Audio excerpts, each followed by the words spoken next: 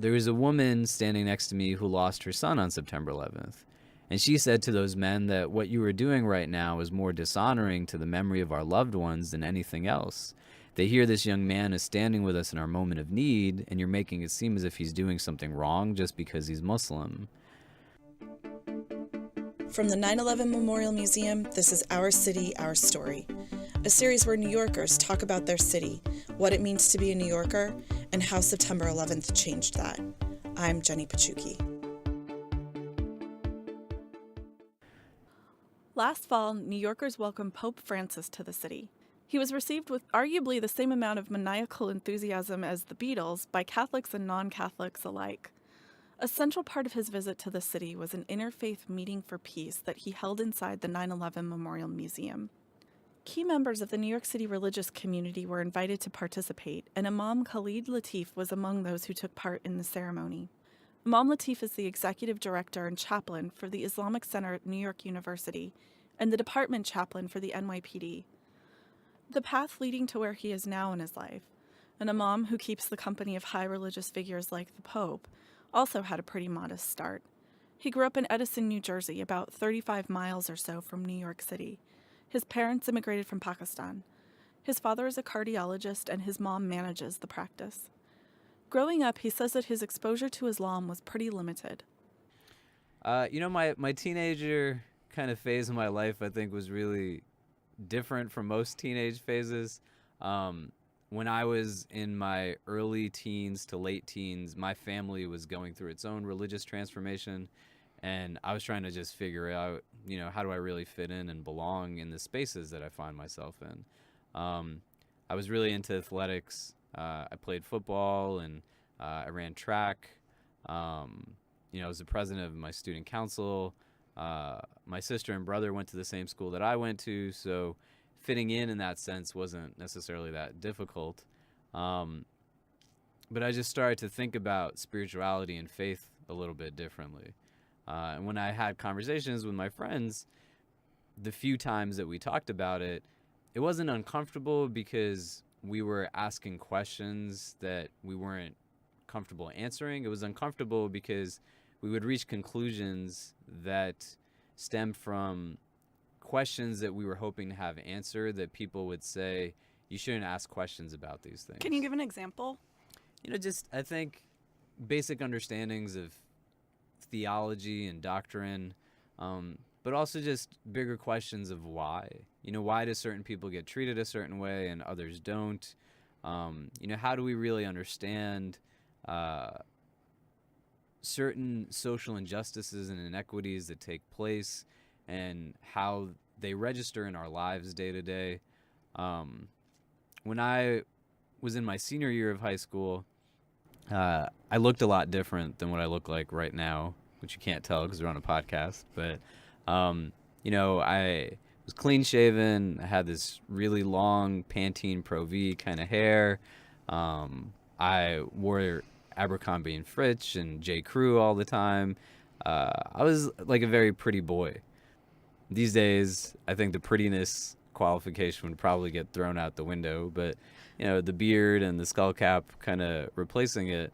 But it was easy for me to blend in, so to speak. It seems like you had a pretty quote-unquote American childhood, like a typical you're describing the American high school I'm kid. American. I was born in New Jersey. I live in New York now. I've lived here for the last 16 years. When I was 12, to give you an indication of it, my brother and I went to visit my grandmother in Pakistan after my grandfather passed away. And 12 years old was that Pantene Pro V kid. I'm walking on the streets of Pakistan wearing baggy jeans. I have on Timberland boots. I'm wearing a baseball hat backwards. My Pantene Pro V hair is flowing in the wind. And as we're walking on the street, there was a young boy who is probably 3 or 4 years old. He's wearing more of a cultural attire, what we call a shalwar kameez, Pakistani traditional dress. It's kind of this, off greenish color. And while I'm walking towards him, you could tell he's staring at me quite intently. And when we get really close, he kind of cranes his head backwards and screams on the top of his lungs to anybody who could hear him. In Urdu, he says, Michael Jackson aage, that Michael Jackson is here. And he and his friends started chasing me up and down the street because they thought I was Michael Jackson. It was really interesting to think about, especially in retrospect. But I think one of the things that I took away from it is that I didn't necessarily really fit in there. You know, where my family was from, where my grandparents lived. But a lot of the rhetoric here in the United States also, at that point, said I don't really belong here, that I'm supposed to be someplace else. After graduating high school, he moved to New York City to attend New York University. Imam Latif told me that his thoughts on diversity and his concept of his faith community started to develop in new ways then. When I was an undergrad at NYU in my freshman year, I just became exposed to this diversity that I'd never seen before, both in general, in terms of dealing with people, as well as within my own faith community, right? The first Muslim that I met at New York University was an Indonesian guy who had this really scraggly beard, and he was carrying a surfboard in his hand. And I couldn't, for the life of me, understand, firstly, why we were in the middle of Manhattan and he had a surfboard in his hand. And then try to also understand that he was Muslim like I was, because I'd never met an Indonesian Muslim before. And a lot of my students today at New York University, when they come to college, it's the first time they're meeting a Muslim who isn't Indonesian like them, or Turkish like them, or Singaporean like them, or Malaysian like them, or South Asian like them, or Arab like them. And I think it creates a different opportunity for reflection, especially one that we don't necessarily see when we're bombarded by this media imagery that paints Islam to be something that exists only 500 miles away or is rooted something 500 years in the past, and depicts a homogeneity that just doesn't exist, right? Did the September 11th attacks impact the way that you thought about your faith and the way that your faith developed? Yeah, you know, I was an undergrad at NYU in my sophomore year on September 11th in 2001. And I was on my way to a morning class that I was late for, as I was normally late for most of my classes. And so I was cutting through Washington Square Park, which is still at the middle of NYU's campus. When I got into the classroom, the professor wasn't teaching. My classmates were all huddled in the corners of the room whispering.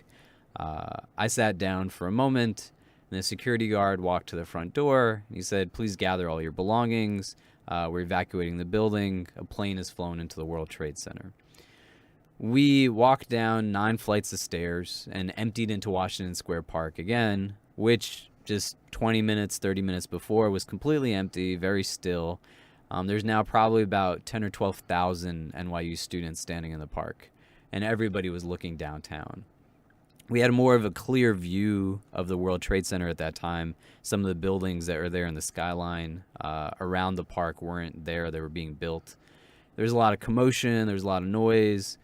And we got hit with this very deafening silence as we watched the second plane fly into the towers.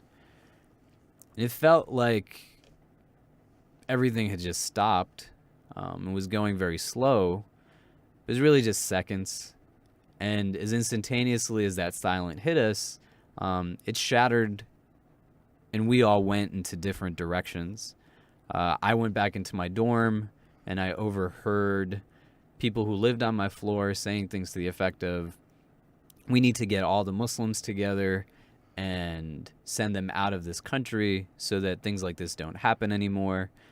When they saw that I could hear them, they stopped, and I said, "You don't have to be quiet on my account. If this is something you really believe, then feel free to keep saying what you're saying." When I got home, my father sat me down, and he said to me, "You know, when you go back to New York, we'd be more comfortable if you didn't cover your head anymore." And I asked him why, And he said right now it would just be important to kind of blend in. And it was difficult for me to really synthesize that, because I felt that it was important for us to not hide ourselves but step forward and to be proactive in really voicing what our thoughts were. But, I was also 18 years old, and my father asked me to do something, and so I did it. When I went back to school after classes resumed, a lot of people had changed the way that they looked. Some young women who were wearing headscarves were now wearing hooded sweatshirts or bandanas and turtlenecks. Some just took off their scarves altogether. Young men who had large beards, many of them had trimmed them down. Some had shaved them off completely. I walked into the same class that I had the morning of September 11th. And there was a young woman who was in my class who not only wore a headscarf, but also wore a face veil, what's called a niqab. So all you could see was her eyes, and she wore it on her own volition. When I walked into the class, she still had her head covered. She was wearing her headscarf, but she had removed her face veil. And I was literally looking at her face for the first time. And as we looked at each other face to face, I felt really wretched inside. That here was this young woman who wasn't able to practice her faith the way that she wanted to because she feared what might happen to her and her own security. And I was just blending in. I wasn't there to really necessarily give her anything. And so I made more of a firm commitment to really speak where I could speak, bear a certain identity in the way that I would be able to, and offer a perspective and a narrative that wasn't reactive to people's worst perspectives, but to be proactive. Imam Latif followed through with this personal creed to be more proactive after that point. He assumed an active leadership position in his community, both at NYU and beyond. In 2007, then Mayor Bloomberg, who chairs the National September 11th Memorial and Museum Board, asked Imam Latif to serve as the department chaplain for the NYPD. He now works with the NYPD, serving in an educational role and helping bring a Muslim perspective into conversations they hadn't previously been a part of. This role includes working with the 9/11 community in a more active capacity during special events like the annual commemorative ceremonies that were held even before the 9/11 memorial was constructed. On the 9th anniversary of the 9/11 attacks, I was attending the memorial service at the Ground Zero site. As chaplains, we attend every year in our capacity as department chaplains. We start out by having breakfast at police headquarters with family members who lost loved ones that day. We get on a bus and come down to the Ground Zero site. And on the 9th anniversary, the current memorial was still being constructed, so the actual ceremony was a little bit more closed off. There was a stage where everything took place. In front of the stage, a VIP area for family members, city officials, etc. Behind us, there's a press pit. And then there were some years where the public could come in view and some years there weren't. So that year on the 9th anniversary, Vice President Biden was there. And while we're waiting for the ceremony to start, I'm in my police uniform, an inspector's uniform, and I'm talking to family members and others. 3 men approach me wearing suits, and they say Secret Service has spotted you from the top of a building. They want us to check your credentials just in case. I said, just in case what? I still have my beard. I'm wearing my skull cap. And they said, we're sorry we're doing this to you. I said, then why are you doing it? And to understand what they're questioning at that moment isn't really just my physical presence, but the entire validity of my emotion tied to this space, right? Like I said to you before, I was an undergrad at New York University on September 11th. I went to funerals of people that I know who were Muslim and of other walks of life. I dealt with the realities of backlash. I had media from everywhere that was reaching out, asking me about what it is that I thought about this as an 18-year-old. So much of the work that I do today is informed by the atrocities of that day. And in that moment, these men are questioning the validity of all of it. And the frustrating thing isn't that I'm going through it, but the frustrating thing is, what can I really do about it? And so where I couldn't speak, and there was a lot of people who were watching, and they didn't say anything, there was a woman standing next to me who lost her son on September 11th. And she said to those men that what you were doing right now is more dishonoring to the memory of our loved ones than anything else. They hear this young man is standing with us in our moment of need, and you're making it seem as if he's doing something wrong just because he's Muslim. And as quickly as they had taken the validation away, she brought it right back. And I think when you ask the question of what can New Yorkers do, I think embedded in that experience is what people can do. We finished the conversation with one of the best New York stories I've ever heard. So we have 5 daily prayers, and there's windows of time in which you can pray each prayer. I was eating in Times Square with a few friends, and a prayer time came about. So I've lived in Manhattan for about 16 years now, and I've kind of become desensitized to certain realities. I've prayed in the middle of streets. I've prayed in dressing rooms of like the Gap, you know. So I went out and I found what appeared to be kind of an empty block, and I started to pray. And then in the midst of my prayer, a large tour bus pulled up right in front of where I was praying. And I can kind of sense people around me. I can hear people talking. And while I'm looking down, a woman came kind of closer to where I was. And she removed from around her neck a scarf she was wearing. And she just put it down on the ground in front of me so that where my head would prostrate wasn't touching the sidewalk, it would touch something clean. And as I finished my prayer, by that time the group had left, so I didn't even have an opportunity to thank her. You know, I think we can take the opportunity to kind of see it as a rarity, but I would say that too many of the narratives that we allow to dictate our perspectives of engaging diverse societies are narratives that are purposefully antagonistic. You know, they teach us to be away from each other rather than telling us, you know, here's reasons why you should come together. There's that many more people who they just want to be bigger than that. You know, they understand and appreciate the reality that all of us don't have to come from the same place to be in the same place. And that in small gestures, you know, you can have really big impact.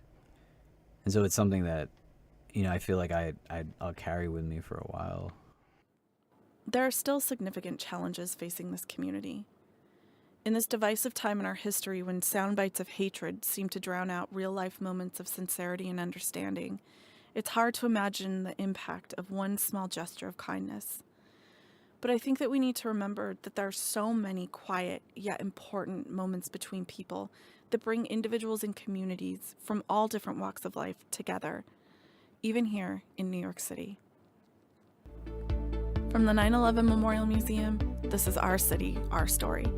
I'm Jenny Pachuki, series host, writer, and producer, with executive producers Michael Frazier and Carl Kricko, and special production support by Elizabeth Bistro.